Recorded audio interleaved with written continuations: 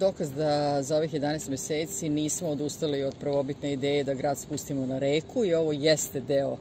grada koji izlazi na reku. Završit će se ovaj prostor, ozelenit će se, zasadit ćemo negde oko 90 stabala drveća, a onda već početkom narednog meseca krenuti u uređenje parka koji je na samom bulevaru i bit će to jedna lepa oaza za sve one, ne samo za one koji žive u ovom delu grada, već i za, naravno, sve Nišlije. Dakle, ovde nedostaju sada i cveće, i zelenilo, i drveće. Važno da je stigao ovaj dečiji mobilijar, da je ovo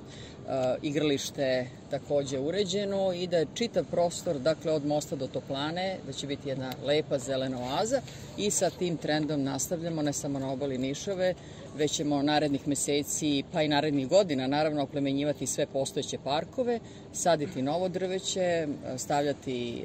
sisteme kap po kap i, naravno, uređivati sve te prostore za naše sugrađane.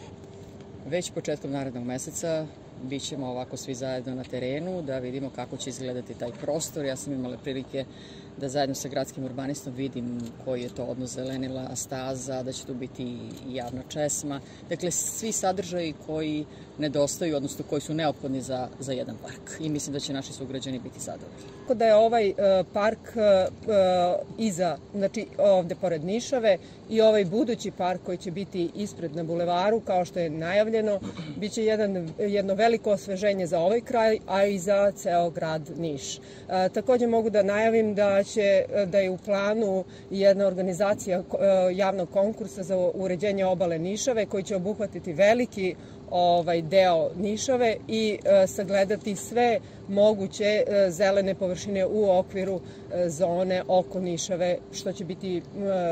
u daljem periodu narednih godina i spremno, da kažemo, za neki vid realizacije. Postoje tu prostori koji su prevashodno, tu treba voditi računa o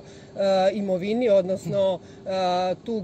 gde su naše parcele gradske, na to će biti fokus, eventualno to je naravno onaj deo preko puta Merkatora gde je Sinđelićev teren, tu ima određeni potez naše imovine i republičke, a i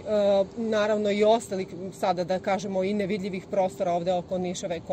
koji su onako zapušteni, biće predmeti tog, da kažemo, konkursa i kasnije realizacije.